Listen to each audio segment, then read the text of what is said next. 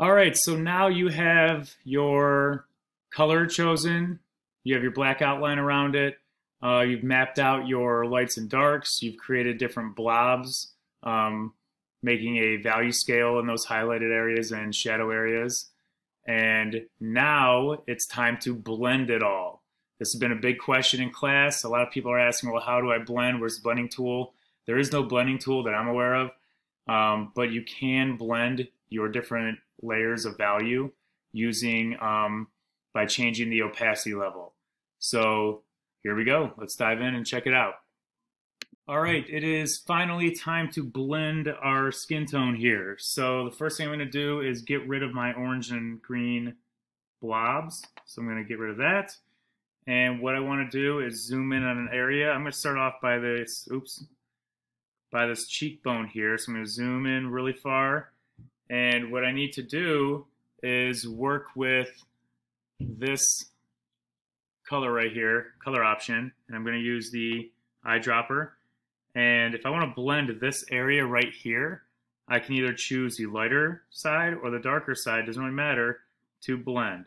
If you want to make this area a little bit darker, maybe stick with the darker side. If you want to lighten it up a little bit more, go to the lighter side. I'm going to go to the darker side because it's a pretty large blob.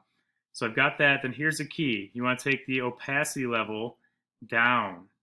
All right, if you want to work with really subtle blending and really polish things up, bring it really far down.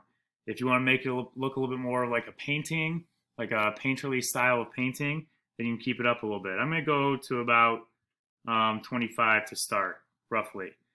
And then you're just going to simply work right over these edges.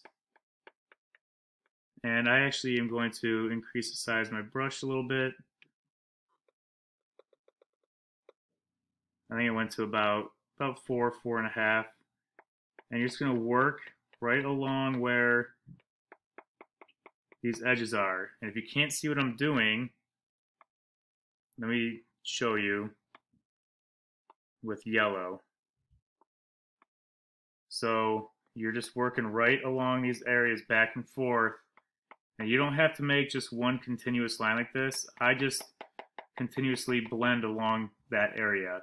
So let me get rid of all of that nonsense because we don't want a yellow face. Let me go back to the color I was working with.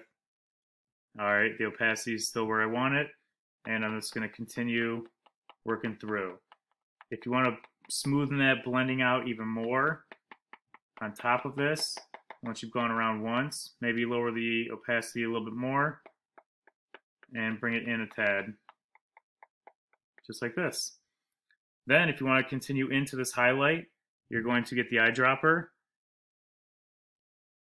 color right next to the other color, the slightly lighter color, and do the same thing. You're just going to make those marks moving in towards that bright highlight. Just like that. And then finally, where that really bright highlight is, I'm going to grab the color right next to it and smoothen that out. And what this does, it just kind of blends those defined lines, creating more of a highlighted area. When you zoom out, it looks a little bit more polished instead of just random blobs of color. So let me show you what that looks like on a shadowy area. Let me go to the neck because there's some heavy shadows here. So once again, if I'm working in this area right here, if I want to blend this area, you're just going to grab your color palette. Let's work with, I think I'm going to work with a darker area this time. Make sure the opacity is where you want it. I'm going to keep it around 20-ish or so, and then just work in those areas. You know what? I'm not really liking the way that looks with the darker color first. So I'm going to back it up a little bit. I can either lower the opacity, lower the brush, or just choose the other color, the lighter color. Let's try that.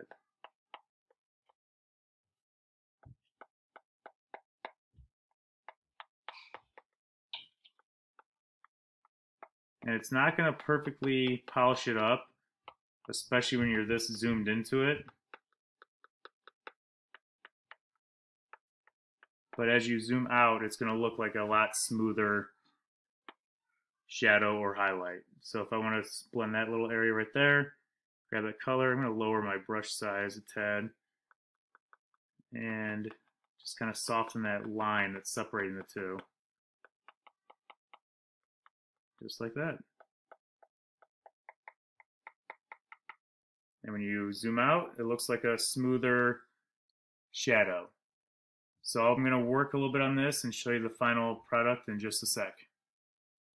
All right, so here's what the face looks like after all the blending, using the opacity levels at a lower setting to kind of blend those harsh lines out to make it look a little bit more smooth and polished.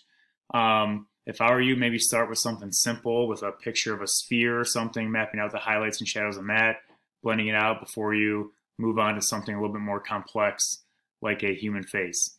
So I'll have another demonstration video up to practice with if you'd like to go that direction. If not, then dive in and have some fun. Good luck.